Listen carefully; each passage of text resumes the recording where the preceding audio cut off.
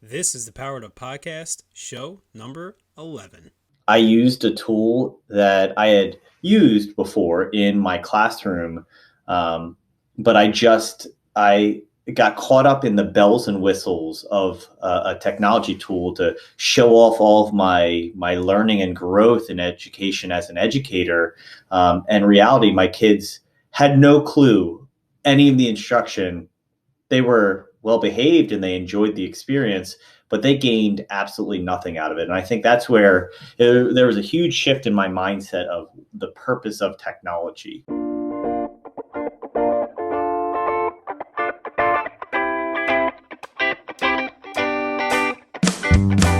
Welcome to a real-world education with insight and advice from teachers in the game, where current and former educators reveal what truly sets apart the great teachers and what it takes to make a positive impact on students. Whether you're in pre-service learning, new to the game, or a seasoned veteran, this is the show for you. You'll leave feeling inspired to take action because we are powering education by empowering you.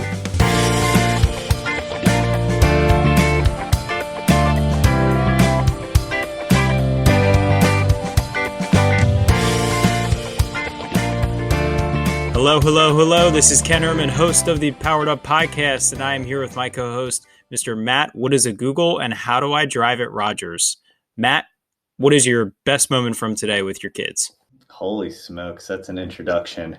I tweeted about this earlier today. I had a lesson that absolutely went awesome. It was so great today. It was one of those, like, when you're golfing and you hit a good shot and the rest are garbage, but that one good shot you keep on thinking about, and it just I've makes golfed with you. work. It is that one good shot. Yeah, I don't have many. We did a science lesson today, and it was a mix of just like talking some deep. We're in an electricity unit right now talking about different circuit types and what are pros. And if I give you a pro, you have to give me a con.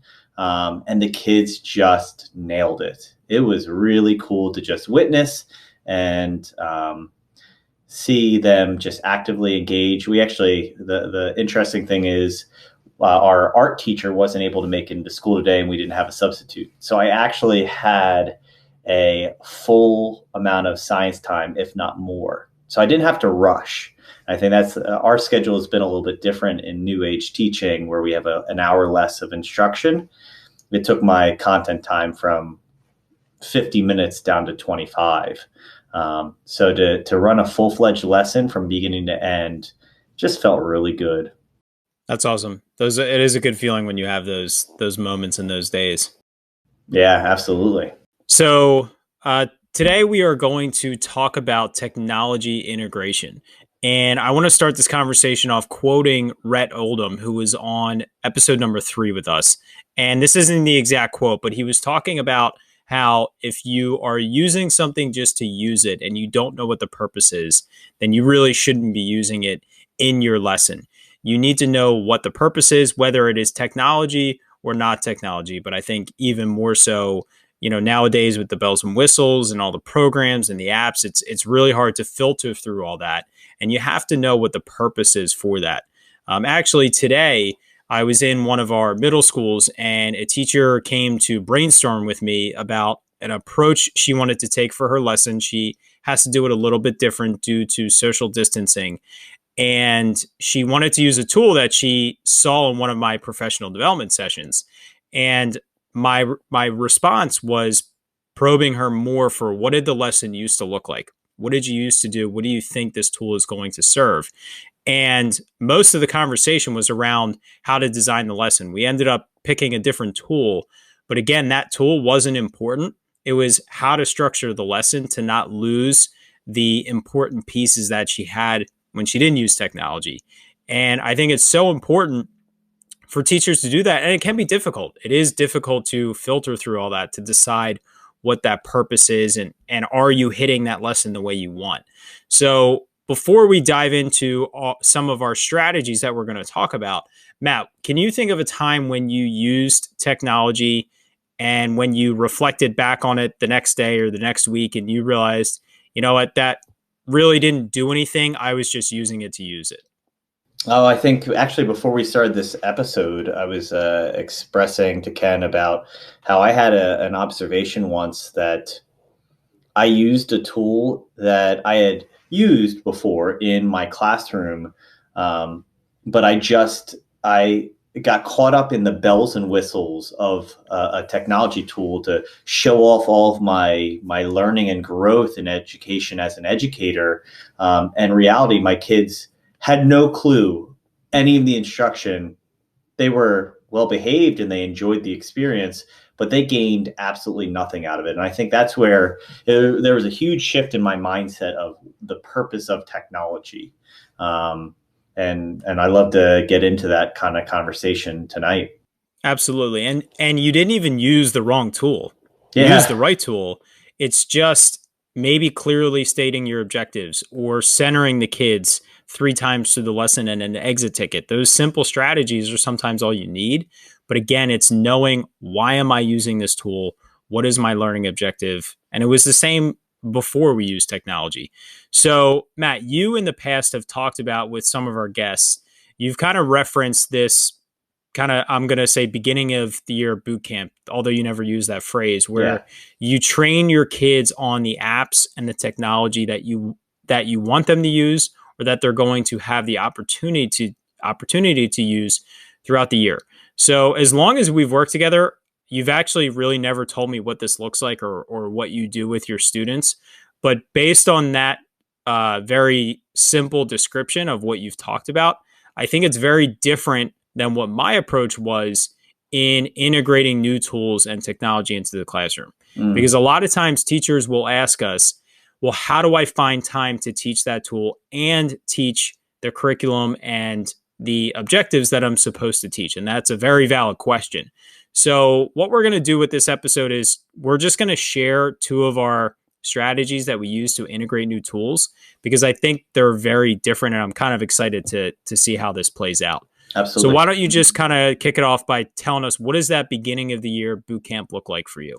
So before I want to jump into what it looks like today, I think we have to reverse a little bit, a few years. I think modern day teaching has required a lot of teachers to become tech competent, whether they wanted to or not. Ken and we became friends because in some sense we were tech pioneers. And realistically, what that meant was we didn't know enough about instruction to have rooted ideas of how to do things. So when we were creating materials, we'd always be willing to try something engaging, try something new. And so we kind of always were testing those boundaries. And a long time ago, I say a long time ago, 4 or 5 years ago, that was the idea of an app slam, the idea of every single app that you download for isolated purposes. And so my iPad today looks a lot different than it did 4 or 5 years ago. And I've referenced a coworker of mine who said that if an app can't do more than 2 to 3 meaningful functions, then it doesn't belong on a kid's iPad. A school issued one. And I take that to heart now. And it's also a little different because it's really based off the devices your district has. But if you're a Google Classroom class, if you're an Apple class and going through those suites, if you're an open source class, those are definitely realistic situations. For that to be said, my kids coming to me are significantly more digital competent, but I've mentioned before that I do not designate to my kids what tool to use. In the first 3 weeks of school, we make mini projects, the reflections of getting to know you activities, what did you do over the summer, procedures and expectations in the different areas of the classroom, some of the PBIS features. And each time they have to choose a different app that they have on their iPad. And they go through and we talk about the different features. And then 2 or 3 days in, I'll switch those options of what they're choosing. So I'll give them 1 or 2 options and they have two projects. They choose one, classmate may choose another. And then the end of the day really ends up being a reflection and says, here are some of the finer features. We know iMovie can record video, but how do you include slides into it so you can have transitions? Or how do we make an iMovie look like a trailer, because the trailers are so rigid? Those are the type of things that ends up being how I insert myself so that they can have high quality content that they're proud of, that reflects more than just turning on their iPad and clicking a few buttons and recording. And then there's a few other things like using a lot of the ISTE standards. So mind mapping is a huge thing. We use it heavily with vocabulary skills and organizing features of a story. And honestly, there's just apps that I have that I've used for forever that I'm so comfortable with, and it works in my ecosystem, that I'm sure that there are better or greater or grander, but the worth compared to knowing it works in my system is just not there anymore. And that is a totally different response than what I would have given 4 or 5 years ago. No, you're absolutely right. It's so important to recognize that, you know what, this still is accomplishing what I want to accomplish, and the time that it would require me to learn this new tool, the return on investment of taking that time away from designing a lesson for the kids I currently have, you know, it's not always there. So your kids go through this boot camp in the beginning of the year. So then in January, you know, what does it look like? Are you, when you're doing a project, do they have total choice? Are you still saying these are the 3 or 4 that you should use? Or does it get to a point where they know what tool that they should be using based on the objective of the project?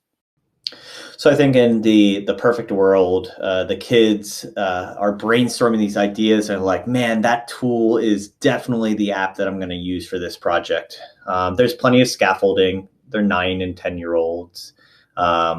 So there's an element of revisiting over. We spent a ton of time through September and October and November, and honestly through June, revisiting the expectations, the rubric, what is expected. Can I include, say it has to have a video feature. Well, Padlet doesn't have a video feature. How are you going to accomplish that? And using logical thinking there. But as much as possible, the kids are in charge.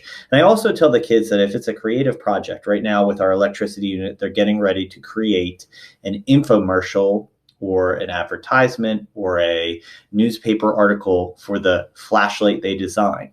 A kid can come to me with any request of something they've researched that would take it above and beyond. And then it allows me to evaluate it. For instance, we did one of our activities was they do an identity triangle about them, their heritage, and their interests. And I had a kid that brought to the table to do it all through augmented reality. And it was just the freedom. Hey, he knew that it was downloaded. He decided to go home and learn why it was downloaded, what the purpose of it was, and went through and created his entire presentation through augmented reality. And it wasn't necessarily one of those apps that I would consider a keystone app or a marquee app for my classroom. But it was on there because it was an option that I had, what I felt enough familiarity to allow kids to dabble with. That's great. I love it. So my approach was definitely very different when I was, I'll focus on when I was in the regular ed classroom.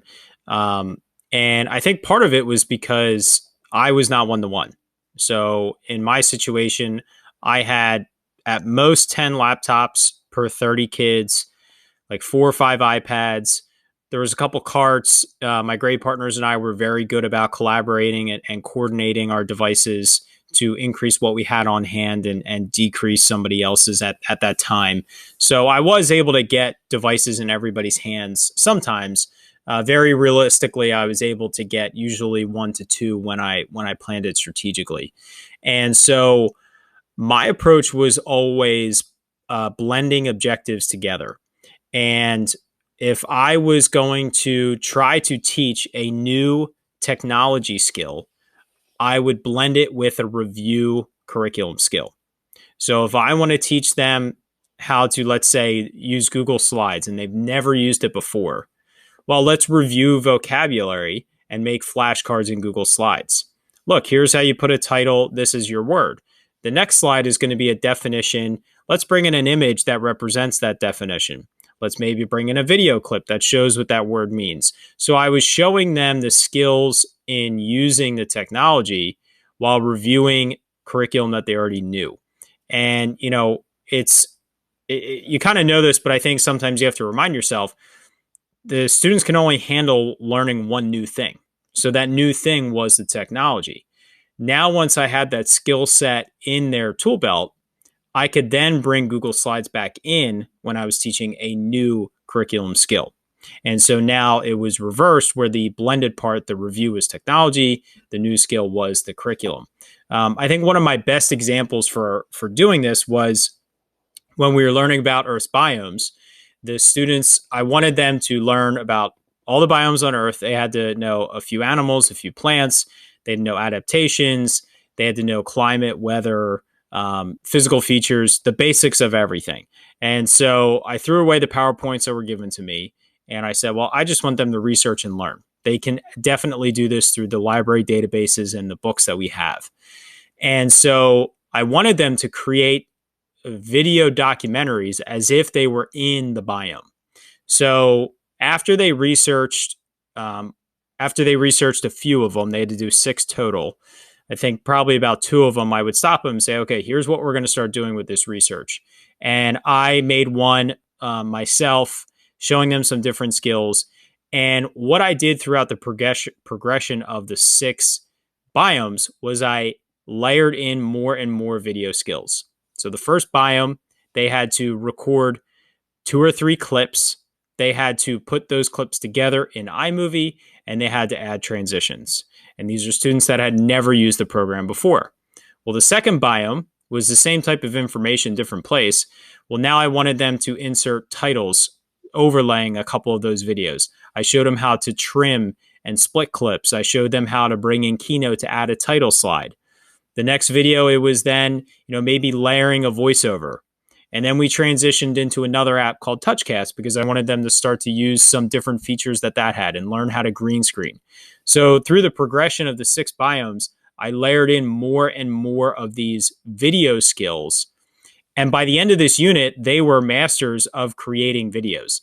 They knew how to do it. So anytime myself or my grade partners wanted to include videos into a lesson or into a project, it was no issue. They knew exactly how to do it because those skills were layered. And so I was trying to constantly blend it in with what I was teaching throughout the year. So it's almost the opposite approach of what you were saying with your boot camp. So I'll give you time to kind of react to that. So I got a few thoughts. So first off, if anyone ever monitors Ken's Twitter account, what you will notice is Ken will put these great quotes out there. And I have to give you credit. I don't want to. I remember us having a conversation. I was taking a Bloxels course with Ken. He came to my school to teach it. And I remember having this exact conversation. We had it was over lunch, and it was a few teachers just talking about how are we going to roll this out in our classroom when we're able to? I remember it was like a snowstorm, and we weren't sure when we were going to be able to be with kids. It wasn't quite coronavirus and shutting down school, but I just remember sitting and having this conversation, and 2 hours later, Ken gets home and tweets this really deep, thoughtful thought, which is the idea of never try to do 2 new things at the same time. And I have to give you credit.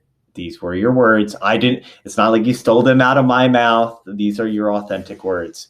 But I think that is an awesome perspective. And I think we've referenced him before. Sir Ken Robinson is just, if he's not an inspiration to you as an educator, he needs to be.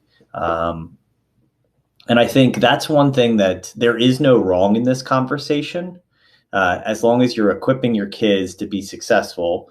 And I always go back to, I really hate grading the same project twice. I really struggle with seeing two of the same exact products, especially if it's intended to be a creative activity.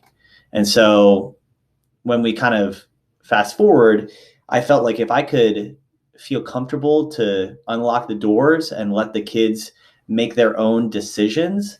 I mean, from our age of early AIM and MySpace, where we would learn enough HTML code to change colors and add sounds, like kids are curious and they would find a solution if they were interested in it. And I always felt like technology was the way that, even if it was a boring topic, which is there shouldn't be, to be honest, that's another philosophical situation. But even if it's something that's not a peak interest of the kids, the presentation method or the art of how you're displaying your information can be the engagement. And so it's a tough situation to be two places: a brand new teacher and a teacher midway through their career.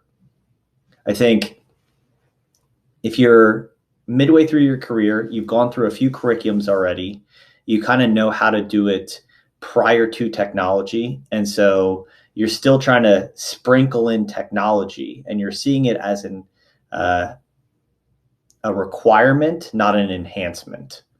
And on the flip side, I feel like new teachers feel like they've learned all these technologies because they just left the classroom where they had to use them. And a lot of times, to be honest, in the collegiate world, your professors are not as up to date with the technology side of things. You can blow them away with something simple like a Google Slides.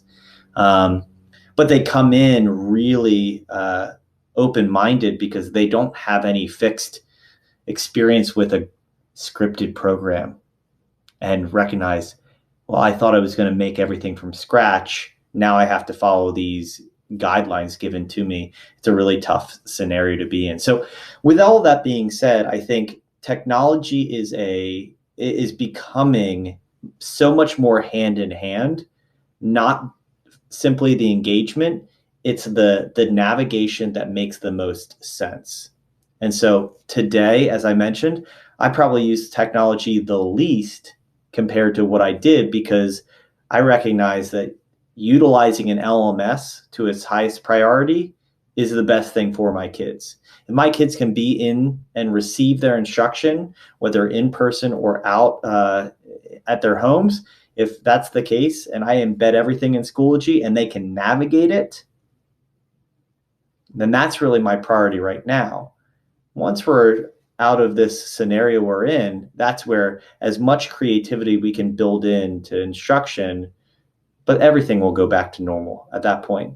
The difference is everyone is going to be daring and have been forced to, if they were tech resistant before, they can't be anymore. And if they're strategic about it, then they can really incorporate it. The beauty is they don't know. A lot of people don't know. If you're listening to this, you may not know. You don't need to. You're figuring it out. And if you choose one thing and you expose the kids to it and then you add another layer to it, that's the beauty of technology integration. And that's really all we did too. You're talking in the same scenario of starting with Google Slides, bringing Google Slides into iMovie as you introduce iMovie, and then bring it into TouchCast to go to green screening. That's kind of like a previous episode where we talked about a layering project that just grew and grew and grew because it was a logical next step that continued the thought process. And I think that's the perspective to have these days when incorporating technology.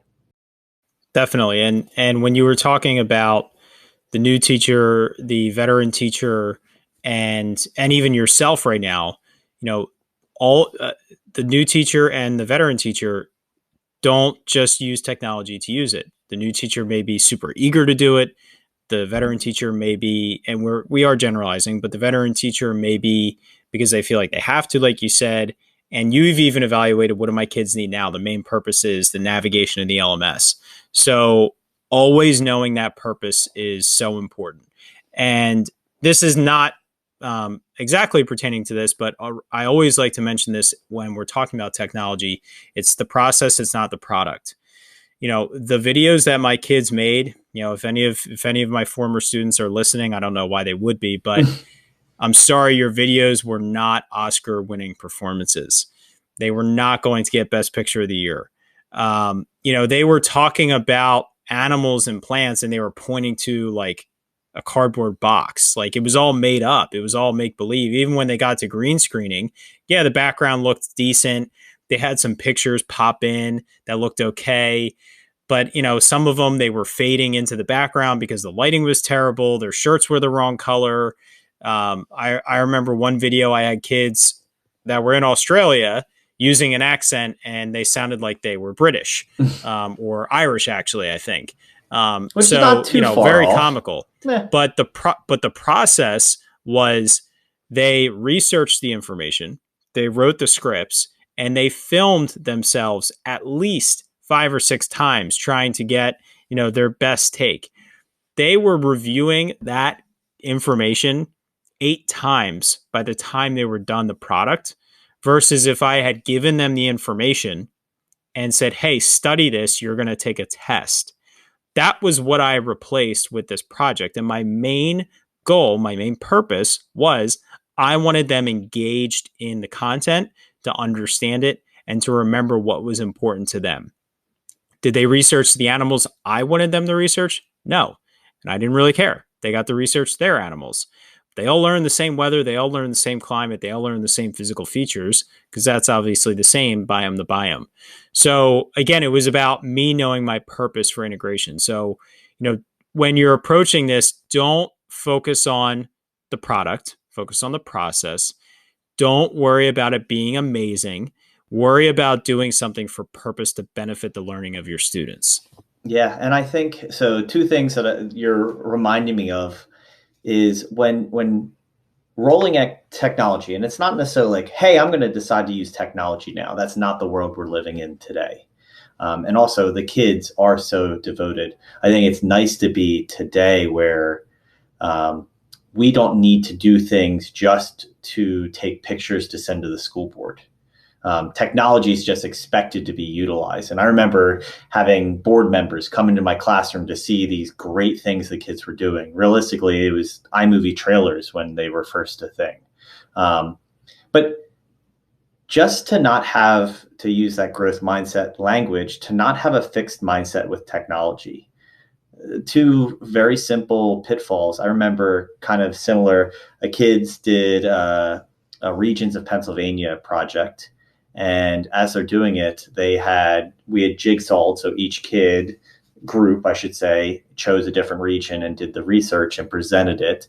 And out of the 7 regions, 6 did a great job. And 1 group spent the entire time getting the region to light on fire and dissipate completely on slides, and had nothing else to present. And the key there was, you want to minimize embarrassment or issue, but I made them stand up in the front of the class for the entire time that they were supposed to present for, with no content. And it was really uncomfortable. It's kind of like Ken says, he's really good at wait time. All right, I wasn't that rude. It wasn't nearly that long, but it probably felt that long. And the concept of the end question, as I'm going through my 3 questions, does it have this? No. Does it have this portion? Nope. Do you think you did a great job? What was your self-assessment? I obviously didn't prioritize my time correctly. And so what I realized with that was, that is not the kid's fault. It would have been easy for me to look back and say, hey, that's the kid's. It's my fault. I had prompted over and over and over again, hey, you're not focused on what I would focus on, but I allowed it to continue to happen. And what I would say is, it was later in the year than it should have happened. So if this is what happens in September, October, you have the time to learn from that. Another example that I just have to bring up is we were bringing up discussion boards in our LMS, and I absolutely love this activity where I ask the kids to make a comment on their first take home of some sort of question. I'll post the question after school. They go home and they have to answer the question. And every single year they go through and they make their initial post, and then they start talking to each other over and over and over again. And I know the teachers get really overwhelmed when using technology of this loss of control. And so my way to combat that was I'll hold my phone up in front of the class and I'll say to one student, hey, can you go into that discussion post and make a comment? And what happens is as they hit enter, I ask them to count down 3, 2, 1, click, and it pops up on my phone. And then I explain every single discussion post that showed up, between things related to the question, to your favorite color, or your team stinks, or whatever the case may be. The 137 discussion posts, where 4 of them were really on topic, showed up on my phone from 4 o'clock till 11 at night, which was unbelievable. And some kids getting back on at 5:30 in the morning until the school started. And I think that those are opportunities that when you are rolling out technology, using that fixed mindset, that would be really easy to crawl back in a hole and get out of it. But that is, again, one of those teachable moments of it's not the tool, it's the purpose behind it. I was able to get kids engaged into the technology. I just knew that I had to increase the amount of safeguards to make sure they were submitting what they needed to. The rubric for the original example couldn't have been more clear. It was a checklist that they had to checklist off and say they had everything. They told me they were done. They knew very quickly afterwards. So they took some time at recess and redid it and resubmitted and got a fine score. But these are the type things that I think when we include technology and we include student choice, we also have to have some capacity for redos. We obviously give ourselves the freedom to have mistakes or get confused or need time to figure things out. But we also have to pass that on to kids and expect the worst and be pleased by the best. If that's how you kind of go into a new year and I'm rolling these things out and assuming that they're not going to use it and take advantage, then you're going to win that in the long run as you roll out technology, whether it's new content, new technology, both at the same time or both a review.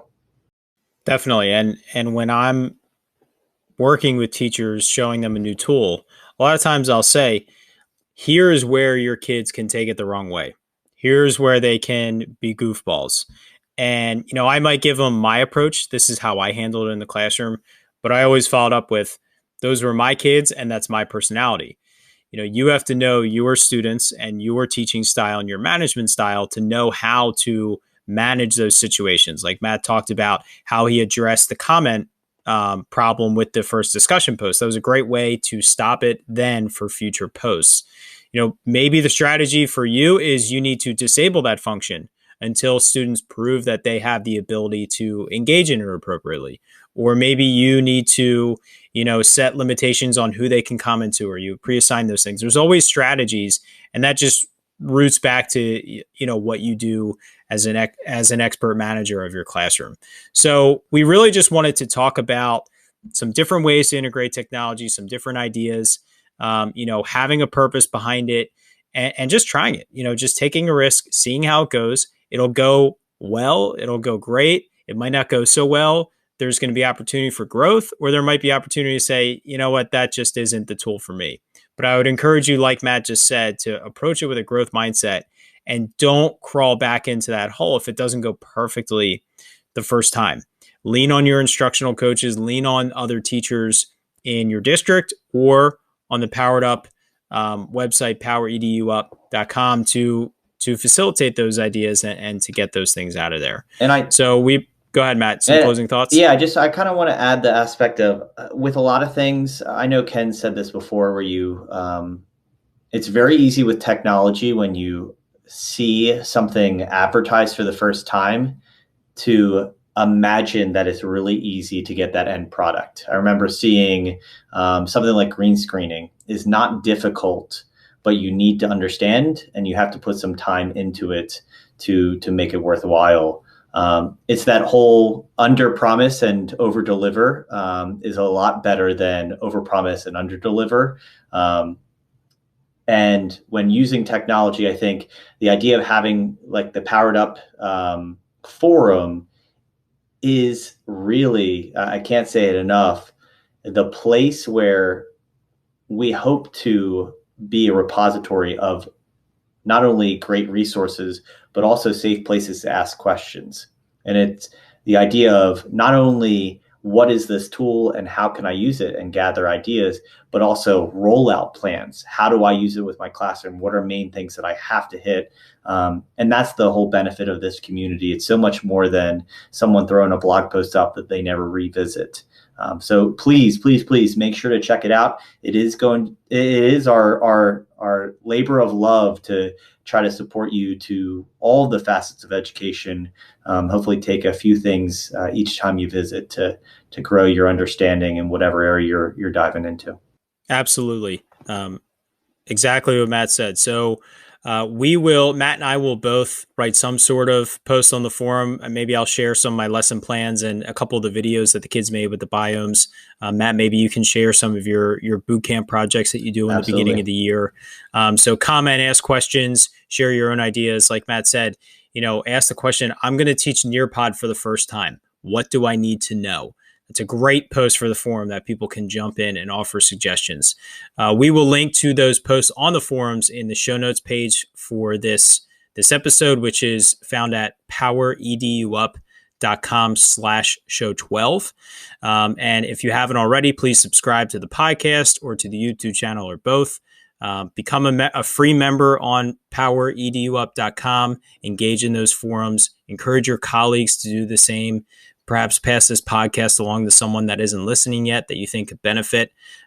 We appreciate our audience members, and we just want to continue to grow and help other educators connect with each other. Because as we said from episode 1, this is about the listeners. This is about empowering our guests that we have on and empowering our listeners, because it's not about Matt and I. We just want to offer a safe place for people to grow as educators. So thank you as always for listening. And Matt, why don't you take us on out of here? As we power down this episode, hopefully we leave you feeling powered up. Have a great week, and we'll talk to you next time.